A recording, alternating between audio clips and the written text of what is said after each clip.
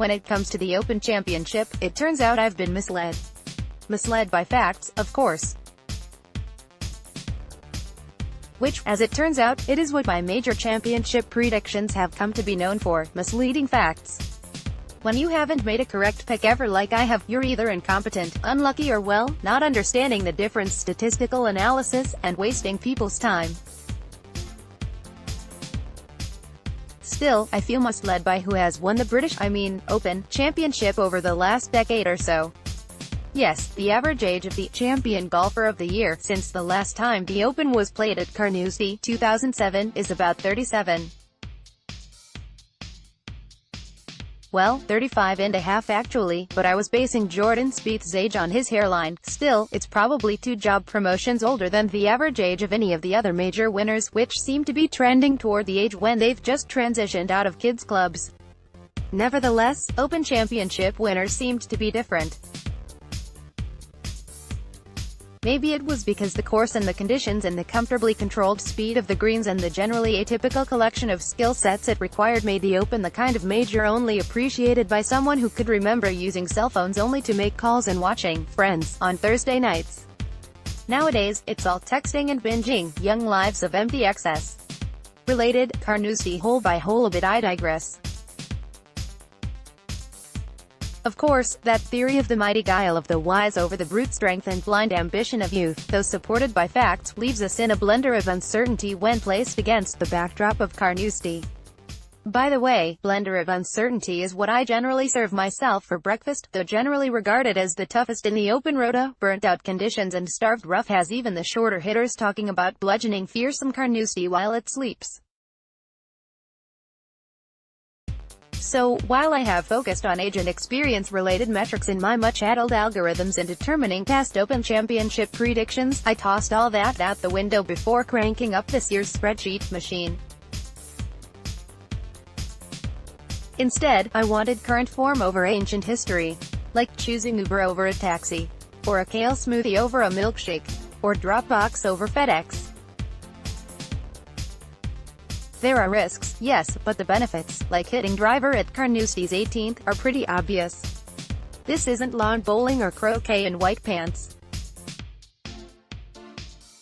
No, what we have now in golf is what amounts to smash mouth, so if you're not bringing the heat, just trundle yourself on over to that little boulevard of broken dreams known as reinstated amateur land.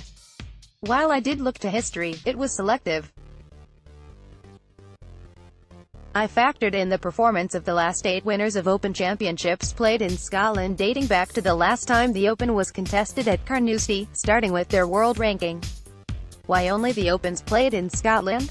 Just seems Opens played in Scotland, given the venues, are more worthy of our attention to detail and our awareness of terror, like ice climbing or fire walking or say, traditional Scottish breakfast.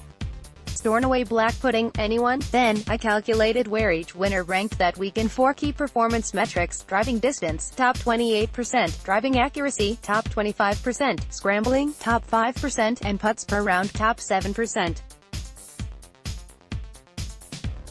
Why those? First, the winners of the Open in Scotland haven't been outside the top 54 in the world.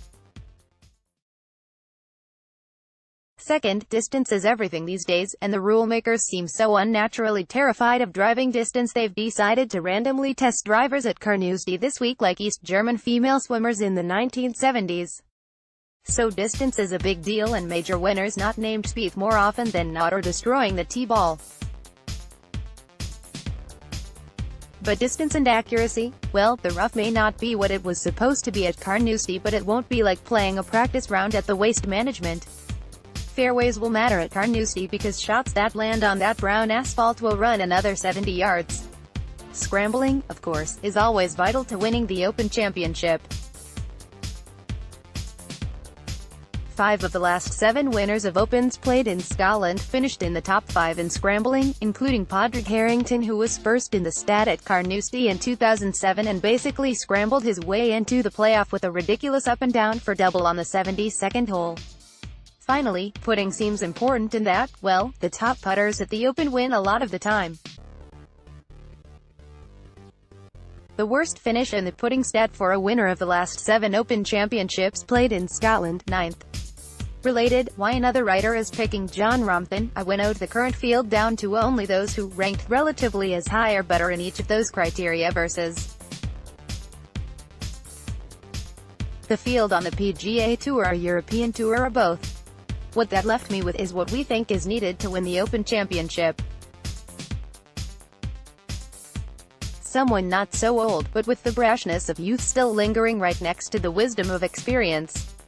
A proven major champion who's won big by hitting the driver longer and straighter than he did those many years ago when he was young and puffy-cheeked and floppy-haired.